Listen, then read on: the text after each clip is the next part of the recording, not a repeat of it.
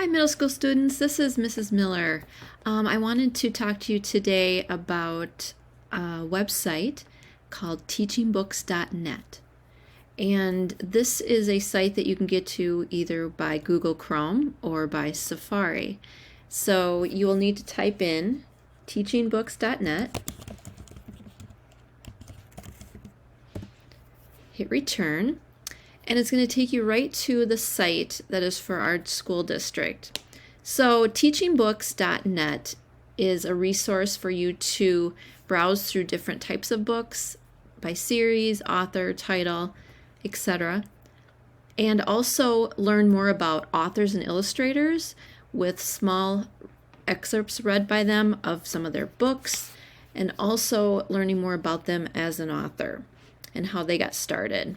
So I'm just going to show you an example in the search section up here. If you know the title of a book you're looking for, you can put in the title. So I'm going to hit Wonder, and you can see anything with the word Wonder in it comes up under books. If you choose the one you're looking for, then it will give you lots of different things about the book or the author.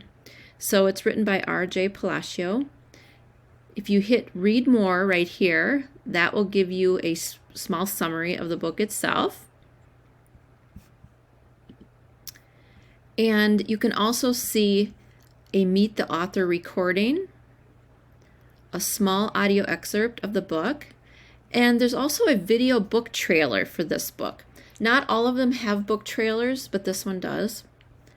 It tells you what grades this book is for, what genre, it's realistic fiction, and maybe a tag about the culture or the background of the story. I'm going to hit video book trailer because I want to show you what the trailers look like.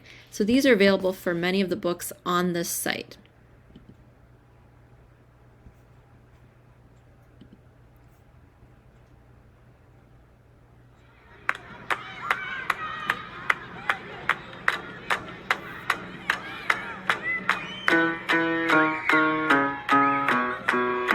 I know I'm not an ordinary 10-year-old kid.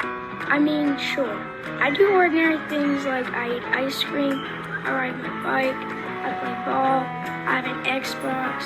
Stuff like that makes me ordinary, I guess. And I feel ordinary inside. But I know ordinary kids don't make other ordinary kids run away screaming in playgrounds. I know ordinary kids don't get stared at wherever they go.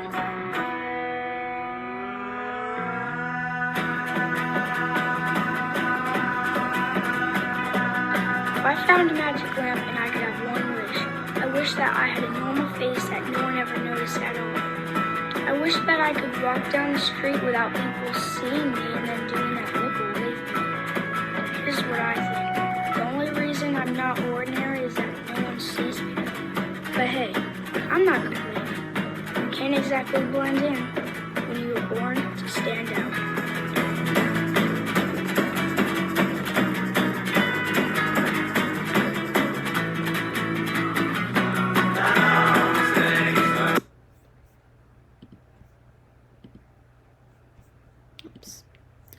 Okay, so that is just a good example of the video trailers that you can find on teachingbooks.net.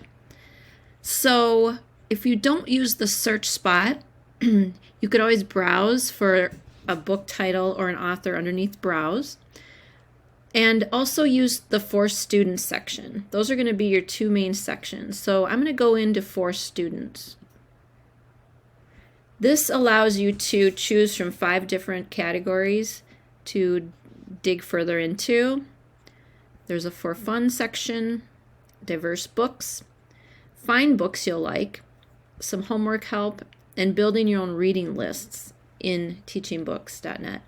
So to celebrate Hispanic Heritage Month, which runs September 15th through October 15th, I thought it would be nice to go into some of our diverse books and find some authors with Hispanic or Latinx background. So we have different ways of searching in here. So I'm going to hit the first section, diverse books by culture. And I'm going to choose Latinx and hit continue. And you can see it brings up a lot of book results for me. And that's okay for this example. They're going to be shown here. And every time you hit the title or the cover of the book, it'll take you into that record, just like I showed you before with Wonder. So it'll give you all of those things you can do with the book. Learning about the author, the illustrator, possibly watching the book trailer, and a summary, and the grade levels it's appropriate for, etc. So I would like to highlight this book here, Esperanza Rising by Pam Muñoz Ryan. So I'm going to hit the book. And here we are in the record. You can see there's no book trailer this time, but it does have a lot of things about the author. So I'm going to bring up the Meet the Author movie, which is right here, and it is a short video.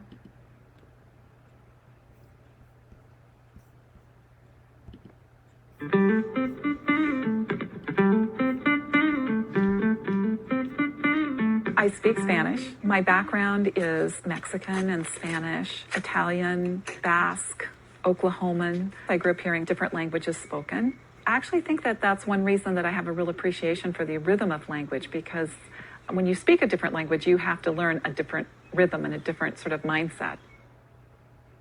I grew up in a very diverse family, which culturally meant a lot of different types of food. So you'll find a lot of food in my books. You'll find there's food in Mice and Beans, there's food in Esperanza Rising, there's the recipe in the back of Amelia and Eleanor Go for a Ride. In the new book, How Do You Raise a Raisin? That's all about raisins, and there's recipes in the back of that book as well. I'm very interested in little-known stories about women who persevered against society's expectations, against odds that were stacked against them. After Writing Freedom came out, so many educators would say, oh, we're so happy that you did this book about this strong female, and the boys in my class love this book as much as the girls. My book, Esperanza Rising, is based on my grandmother, Esperanza Ortega Munoz. She lived in the farm labor camp that's depicted in the book. It's about Esperanza's sort of journey to becoming somebody she never knew she could become. I am fascinated by women in history who have made tremendous contributions, and also those little-known stories that sort of reflect those things. Amelia and Eleanor Go for a Ride is based on an evening in 1933 when Amelia Earhart spent the night at the White House, and during the course of the formal dinner party, Eleanor Roosevelt asked her what it's like to fly at night. So she arranged a flight with Eastern Air Transports and took Eleanor on her first night flight over Washington, D.C.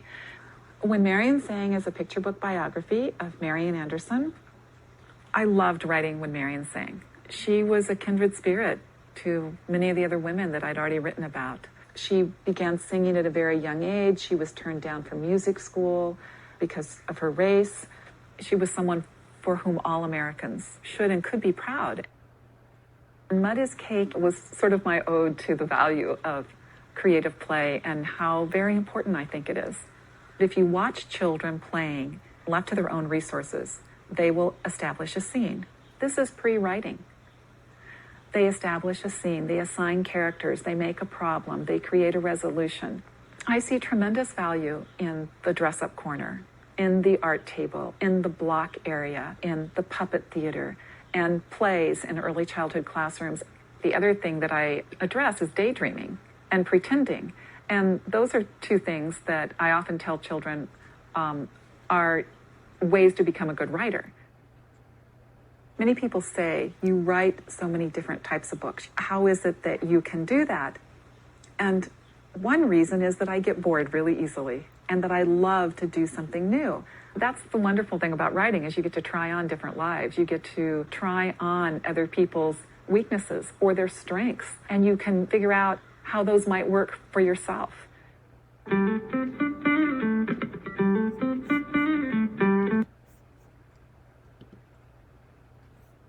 Okay, so that was just a little example of a Meet the Author movie. So you can see that there's lots to find and do in teachingbooks.net. And don't be afraid to explore a little bit more today in the browse section and the for students section.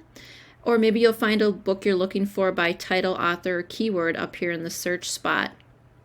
So I want you to go ahead and explore Teaching Books after the video is all done. If you ever have any questions about teachingbooks.net, feel free to get a hold of me. Thanks, everybody. Have a great day.